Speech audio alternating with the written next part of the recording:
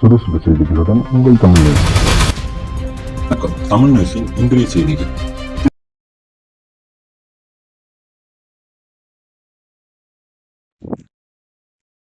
வணக்கம்.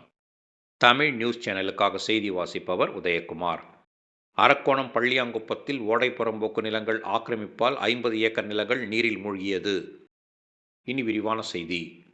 அரக்கோணம் தாலுகா கிழந்தூர் பஞ்சாயத்து பள்ளியங்குப்பம் கிராமத்தில் சுமார் 4 ஏக்கர் ஓடை புறம்போக்கு நிலம் தனி நபர்கள் ஆக்கிரமித்து பல ஆண்டுகளாக அந்த இடத்தில் விவசாயம் செய்து வருகின்றனர்.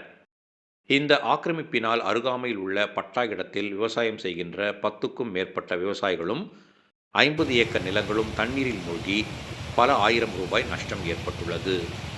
அரக்கோணம் ஒன்றியம் கீழந்தூர் பஞ்சாயத்து சர்வே எண் 434 கீழ் 2 ஓடை புறம்போக்கு 4 ஏக்கர் நிலத்தை தனி நபர்கள் ஆக்கிரமித்ததால் இந்த ஆண்டில் பெய்த கடும் மழையால் அந்த ஓடை வழியாக செல்ல வேண்டிய மழை நீர் நில ஆக்கிரமிப்பு செய்யப்பட்டு பயிர் வைக்கப்பட்டதால் ஓடையில் நீர் செல்லாமல் அருகாமையில் உள்ள 434 கீழ் 1 என்ற எண் கொண்ட பட்டா நிலங்களில் அந்த அதிகப்படியான மழைநீர் சென்று அருகாமையில் உள்ள 50 ஏக்கருக்கும் மேற்பட்ட நிலங்கள் நீரில் மூழ்கியது.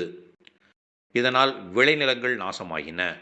இந்நிலையில் இந்த நில ஆக்கிரமிப்பால் பாதிக்கப்பட்ட பள்ளியாங்குப்பத்தைச் சேர்ந்த விவசாயி பழனி என்பவர் இப்பகுதியில் மழைநீர் செல்வதற்காக இருந்த ஓடை புறம்போக்கு நிலங்களை தனி நபர்கள் ஆக்கிரமிப்பு செய்தபடியால் தன்னுடைய 2 ஏக்கர் நிலங்கள் மட்டுமின்றி தங்கள் நிலங்களுக்கு அருகாமையில் உள்ள 50 ஏக்கருக்கும் மேற்பட்ட நிலங்கள் மழை நீரால் மூழ்கி பாதிப்படைந்து பல ஆயிரம் ரூபாய் நஷ்டம் ஏற்பட்டுள்ளதாக ராணிப்பேட்டை மாவட்ட ஆட்சியரிடம் புகார் அளித்துள்ளார்.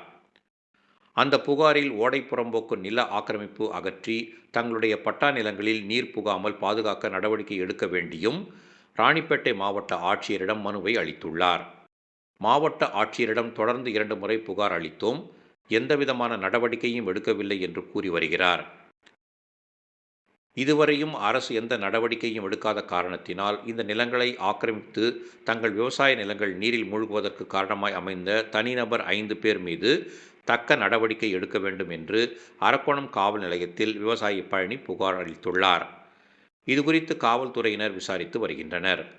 தொடர்ந்து இப்பகுதியில் ஆக்கிரமிப்பு பிரச்சினை நிலவி வருவதால் அரக்கோணம் வட்டாட்சியரும் ராணிப்பேட்டை மாவட்ட ஆட்சியரும் உடனடியாக நடவடிக்கை எடுக்க 50 ஏக்கர் விவசாய நிலங்களை பாதுகாக்க வேண்டும் என்று இப்பகுதி விவசாயிகள் கோரிக்கை விடுத்துள்ளனர்.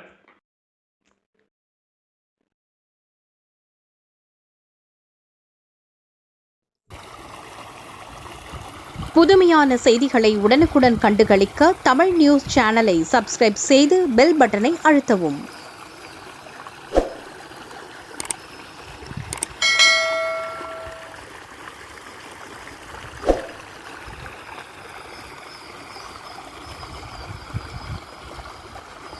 போன மாதிரி மண் சரிவால் இந்த கரையை நாங்கள் மூட்டையை போட்டு கரையை பலப்படுத்தணுன்றதுக்காக கட்டி வச்சோம் சார். ஓடையில் போக வேண்டிய தண்ணி ஃபுல்லாகவே எங்கள் நிலத்து மேலே போய் எங்கள் நிலம் ஃபுல்லாகவே பயிரெல்லாம் மொத்தமே சேதாரமாகிடுச்சு சார்.